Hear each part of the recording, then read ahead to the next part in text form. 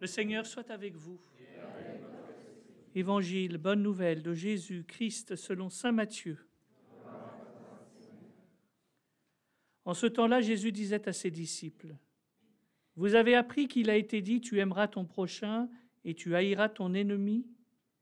Eh bien moi je vous dis, aimez vos ennemis et priez pour ceux qui vous persécutent, afin d'être vraiment les fils de votre Père qui est aux cieux.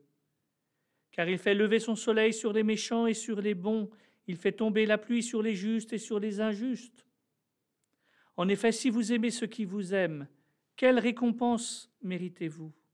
Les publicains eux-mêmes n'en font-ils pas autant? Et si vous ne saluez que vos frères, que faites-vous d'extraordinaire? Les païens eux-mêmes n'en font-ils pas autant? Vous donc, vous serez parfaits, comme votre Père céleste est parfait. » Acclamons la parole de Dieu.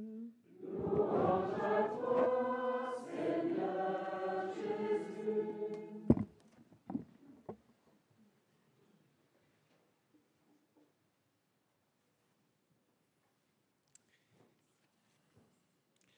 Dans la première lecture, vous avez la suite du premier livre des rois. Je ne sais pas si un jour vous avez pris le temps de lire le premier livre des rois ou le premier livre de Samuel, le deuxième de Samuel, qui sont des histoires qui ne sont pas toujours très heureuses, notamment ici avec le meurtre de ce pauvre Naboth, et puis ce roi Akab qui passe un peu quand même pour un bouffon dans le livre. Il faut bien le dire, c'est sa femme qui est un peu plus méchante sur les... Je vais m'arrêter là. Et donc ce brave Akab, en fait, qui est un type un peu manipulé par sa femme, et qui finit par se convertir. Voilà. Il finit par se convertir, Akab. En fait, à la fin, hein, il se repent. Et donc la punition viendra après lui, mais la punition est toujours là. Et vous avez peut-être en parallèle, je ne sais pas, l'évangile de ce jour. Donc l'évangile de ce jour, donc nous suivons. L'Église vous propose d'écouter le commentaire par Jésus lui-même. C'est ça qui est intéressant, c'est que c'est Jésus lui-même qui va commenter le décalogue. Et là, c'est les chapitres 5, 6, 7 de l'évangile de Matthieu, donc le discours dit discours sur la montagne. Et Jésus lui-même commente. C'est quand même intéressant. On a quand même la lecture par Jésus d'un texte de l'Ancien Testament. Et il reprend donc les différents commandements et il donne son commentaire, on va dire personnel. Tu aimeras ton prochain et tu haïras ton ennemi. Et bien voilà, il va donner son commentaire. Et en fait, dans une religion ou dans une société extrêmement codifiée, comme était la société juive de l'époque, hein, je ne sais pas si vous êtes un peu aware, comme dit Jean-Claude Van Damme, un peu, vous savez comment fonctionnait cette société qui était très codifiée. Vous avez le droit de faire ceci.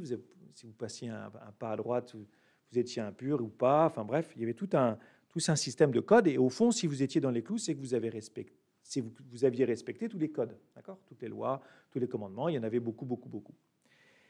Ici, Jésus, c'est ça qui est vraiment impressionnant, c'est qu'il va dire, au fond, le vrai respect de la loi, c'est la gratuité. Parce que Dieu est gratuit.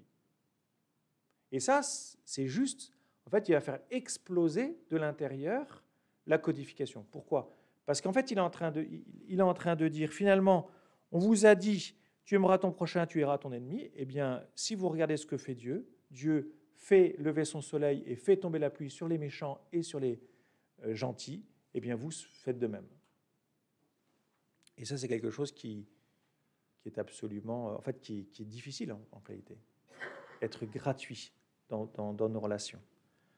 Dans une famille, on peut peut-être le concevoir dans l'éducation des enfants, mais dans vos relations de travail, par exemple, comment je suis gratuit. Je donne un exemple.